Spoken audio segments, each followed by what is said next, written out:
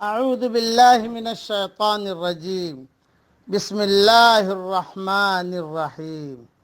سورہ توبہ کی آخری آیتیں پڑھ رہا ہوں۔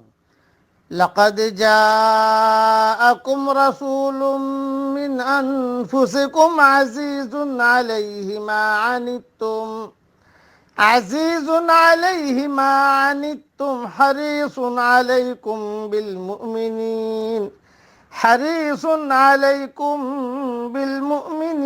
رؤوف الرحیم۔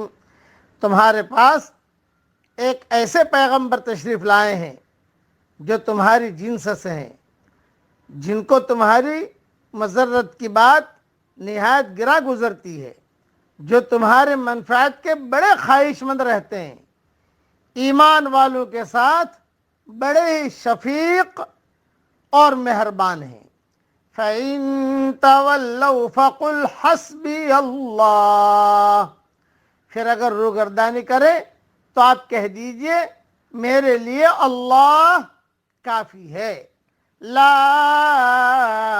الہ الا ہو، اس کے سوا کوئی معبود نہیں۔ علیہ توکلت وہو رب العرش العظیم، میں نے اسی پر بھروسہ کیا اور وہ بڑے عرش کا مالک ہے۔ بس یہ مختصر میں نے پڑھا ہے، اس کی تفصیل اور تشریح انشاءاللہ ریاض و تفسیر میں دیکھ لیجئے گا، لیکن یہ کہ تمہاری ہدایت اور تمہاری دنیاوی اور اخروی منفعت کے خواہش مند ہیں اور تمہارا جہنم میں جانا پسند نہیں فرماتے، اسی لیے حضرت محمد صلی اللہ علیہ وسلم نے ارشاد فرمایا کہ میں تمہیں تمہاری پشتوں سے پکڑ پکڑ کر کھینچتا ہوں، لیکن تم مجھ سے دامن چھڑا کر زبردستی جہنم کی آگ میں داخل ہوتے ہو۔ صحیح بخاری شریف میں یہ مضمون موجود ہے۔ حضرت ابو الدرداء رضی اللہ تعالیٰ عنہ فرماتے ہیں کہ جو شخص یہ آیت حسبی اللہ لا الہ الا ہو علیہ توکلت وہو رب العرش العظیم، جو شخص یہ آیت صبح شام 7 مرتبہ پڑھ لے گا، اللہ تعالیٰ اس کے ہموم فکر و مشکلات کو کافی ہو جائے گا۔ سنن ابو داود میں یہ حدیث موجود ہے، حدیث نمبر 5081۔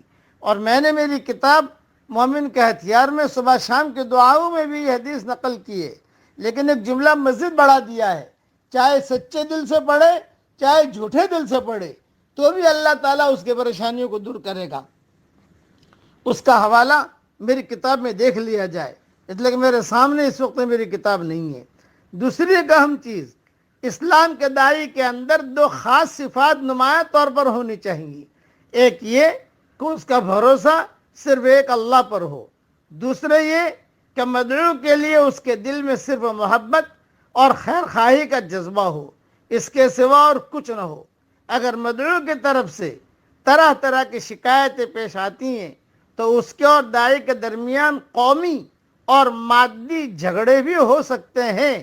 ان سب کے باوجود یہ مطلوب ہے کہ داعی ان تمام چیزوں کو نظر انداز کرے اور مدعو کے لیے رحمت اور رافت کے سوا کوئی اور جذبہ اپنے اندر پیدا نہ ہونے دے۔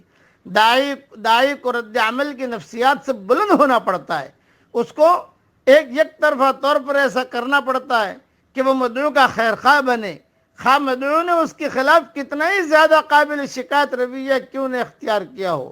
داعی خدا کے لیے جیتا ہے اور مدعو اپنی ذات کے لیے جیتا ہے، اس کے لیے اللہ کے لیے آدمی کام کرے۔ خلاصہ کلام یہ ہے، اللہ تعالیٰ دین کا کام اخلاص کے ساتھ ہم سب کو کرنے کی توفیق عطا فرمائے۔ آمین۔ وآخر دعوانا ان الحمدللہ رب العالمین۔